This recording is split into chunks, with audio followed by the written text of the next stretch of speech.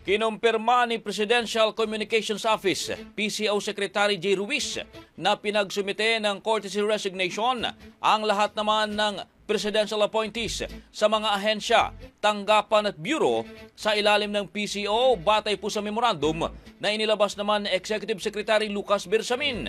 Saklaw ng direktiba, ang lahat ng presidential appointees sa ilalim ng PCO na hindi permanente ang pagkakatalaga, pati na rin ang mga itinalaga naman sa government-owned and controlled corporations na konektado sa PCO at nasa acting capacity at holdover status.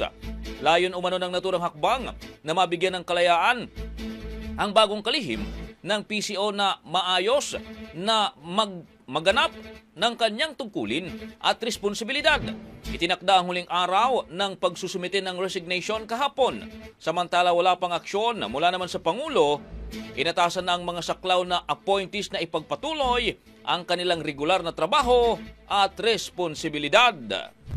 Ang bahaging ito ay hatid sa atin ng Mom's Love ES1 Capsule. Simulang tuparin ang pangarap ng iyong anak. And stunting now!